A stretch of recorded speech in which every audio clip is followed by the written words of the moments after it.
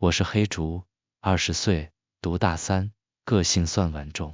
朋友都说我遇到事不容易慌，这回一起去旅行的是我的死党阿豪，还有从小学认识的小袁。阿豪是那种嘴硬爱开玩笑、怕鬼但又不承认的男生，每次有奇怪的事，他都硬要用科学的角度解释一番。小袁则很迷信，喜欢研究灵异话题，讲话轻声细语，遇到怪事脸会变得很白。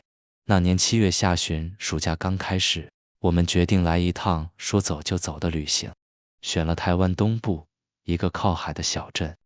说实话，这地点是阿豪挑的，因为网络上有人讨论那边的老饭店很有故事。我本来觉得只是都市传说，但既然大家都兴致勃勃，也就答应了。我们搭了火车加上计程车，终于在晚上9点多抵达饭店。这边天气很闷热，天空乌云密布，好像随时要下雨。饭店外观老旧，闪烁着破旧的霓虹灯，门口贴着创立于昭和年间的牌子。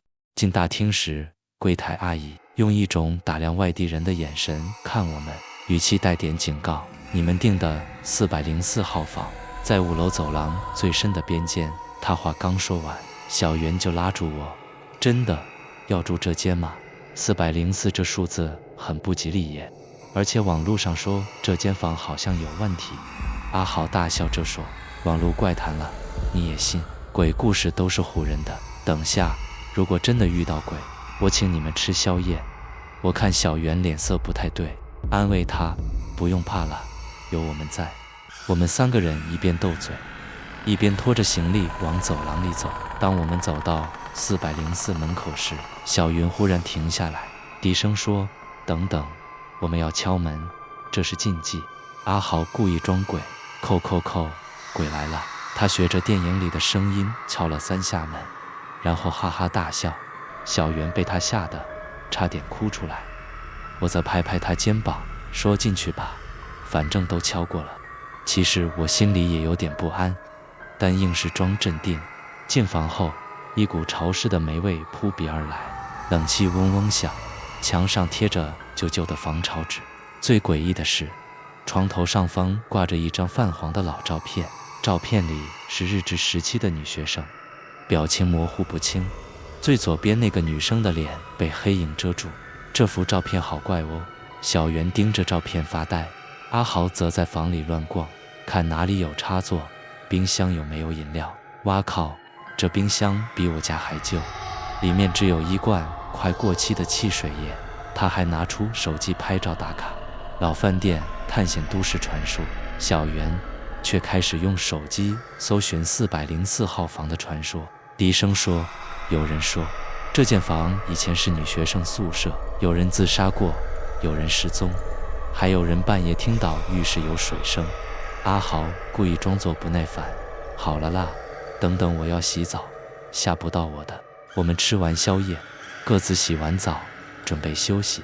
外面也开始下起了雨，风声夹着雨点敲打窗户。我们3个人各睡各的床铺，边聊天边滑手机。到了12点左右，灯光开始忽明忽暗。我本来以为是饭店电力老旧，但这时浴室门自己这样一声慢慢打开。阿豪大声说：是谁没关好门？我心里一震，因为明明刚刚是我关的，而且还锁上了。小袁突然说：你们有没有听到浴室里有水声？他的声音发抖。我侧耳一听，真的有滴答滴答的声音，像是有人在洗头发。但这么晚了，怎么可能？这时阿豪突然冷笑：我去看看。他大摇大摆走向浴室，还故意拉开门：你们2个胆小鬼，看吧，什么都没有。但他话还没说完，面色骤变，倒退一步，说：浴缸里怎么有一撮长发？我和小袁凑过去一看，浴缸里真的有一撮长头发，湿湿黏黏的贴在墙上。我们3个全都不敢出声。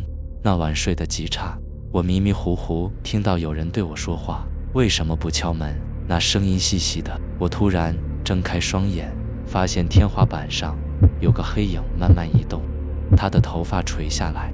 我吓得不敢动，连呼吸都屏住。小袁突然惊醒，突然跑来我床边，抓住我的手。黑竹，我刚刚梦到有个女生站在床尾，头发盖住脸，叫我陪她去洗澡。阿豪则一脸苦相，支支吾吾说，我梦到自己在浴室洗脸，照镜子时，镜子里多了一个人影，还对我笑。我们3个都不敢再说话，只能把头埋进被子里。凌晨2点多，突然砰一声巨响，像是有什么重物撞到门。我吓得坐起身，发现阿豪不在床上，他的手机放在桌上，荧幕还亮着。小袁脸色惨白，阿豪呢？刚刚是不是有人开门？我们2个冲到门口，门缝下渗进一滩水渍。我鼓起勇气拉开门，一股寒气扑面而来，走廊空无一人，只有水滴一滴滴从天花板滴下来。我跟小袁往柜台的方向走去，这时走廊尽头传来阿豪的惨叫，放开我！他的声音尖锐，带着恐惧。我们往回奔跑过去，只见404号房的门微微开着，里面黑得看不清。我们看见门缝里有一团黑影扭曲着，像是女人的长发拖着阿豪的脚，把他往浴室拉。黑竹救我！阿豪双手抓着门框，指甲都掀起来了。我拉住他的手，却觉得一股无形的力量在拉扯。小袁大哭，对不起，对不起。忽然一道闪电劈下，走廊灯全灭。等我们再点亮手机时，门里什么都没有了，阿豪也不见了。我和小袁全身发抖，顾不得拿行李，跌跌撞撞冲到大厅。柜台阿姨冷淡地说，你们刚刚没敲门吧？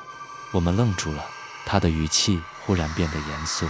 这里在日据时代是女生宿舍，以前规定很严格，进澡堂前一定要敲门，否则会打扰到里头的人。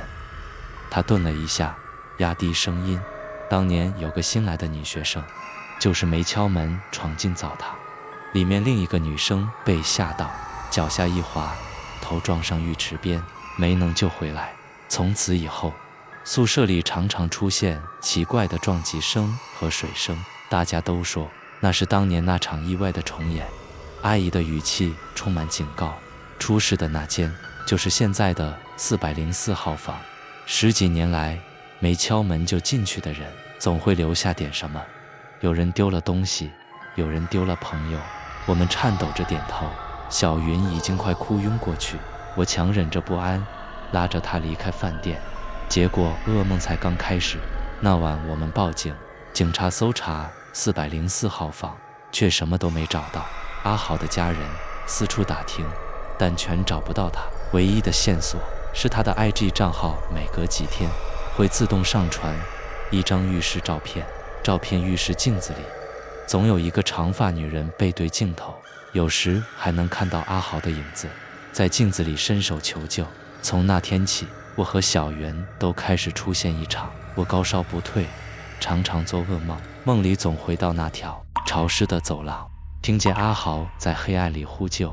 小袁掉发严重，还常说在浴室看到有人从镜子里爬出来。每到凌晨2点，我的手机就收到陌生简讯，下次记得敲门。讯息一闪即逝，但浴室镜子上总会浮现几个字，别把禁忌当玩笑。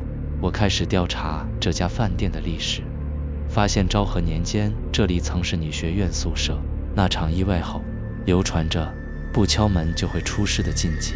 林千寻的意外成了这间房间的诅咒起点。小镇老人都说404号房的怨气永远散不去，是因为有人在等你敲门。1年后的某天，我梦见自己又回到那间房，水声沥沥，阿豪站在浴缸里，苍白着脸对我笑。黑竹，下次一起来吧，这次要记得敲门哦。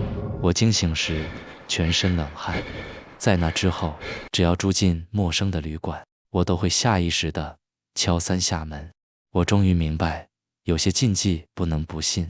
你以为走得够远，时间够久，所有恐怖都会过去，但只要你忘了敲门，等在404号房的就会带走你最重要的东西。